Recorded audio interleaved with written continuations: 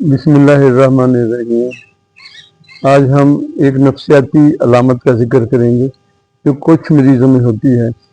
مریض جو ہے اچانک رونا شروع کر دیتا ہے بلا وجہ، کوئی چھوٹی سی بات کا کوئی وجہ ہوتی ہے، گھر والوں کو بھی نہیں پتہ لگتا۔ تو جب ہم پوچھتے ہیں گھر والوں سے تو بعض کا تو مریض خود تو نہیں ایڈمٹ کرتا ہے اس کو کہ مجھے رونا آتا ہے، لیکن گھر والے کہتے ہیں یہ اکثر دن میں یا 2-4 دن کے بعد رونا شروع کر دیتا ہے پیشنٹ جو ہے۔ تو اس کی بہت بڑی وجہ جو ہے، ایک تو ڈپریشن ہے کہ اداس رہنا، پریشان رہنا، اور دوسرا موڈ سوئنگ ہے کہ موڈ بعض کا، یہ بھی ایک ڈیزیز ہوتی ہے جس میں موڈ ڈس آرڈر جس کو ہم کہتے ہیں۔ نارمل تو رونا آتا ہے جیسے کہ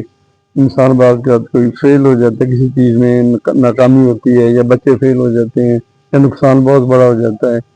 یا خوف خدا سے بھی لوگ روتے ہیں، لیکن بلا وجہ رونا ہوتا ہے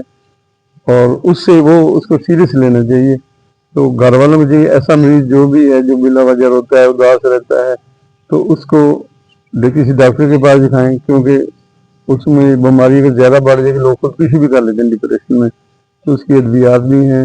اور سائیکو تھراپی بھی ہے، ان کے حالات دیکھ کے ان کو مشورہ دیا جا سکتا ہے کیا کیا حالات میں چینجز کریں۔ تو اس لیے یہ علامت جو ہے بلا وجہ رونے کی، تو یہ بڑی سیریس ہے، اور اس کے متعلق جو بھی دوست اگر دیکھیں کہ ایسا ان کا دوست ہے جو پہلے نارمل تھا وہ چھوٹی چھوٹی بات پر روتا ہے، تو کسی ڈاکٹر کو دکھانا چاہیے۔ شکریہ۔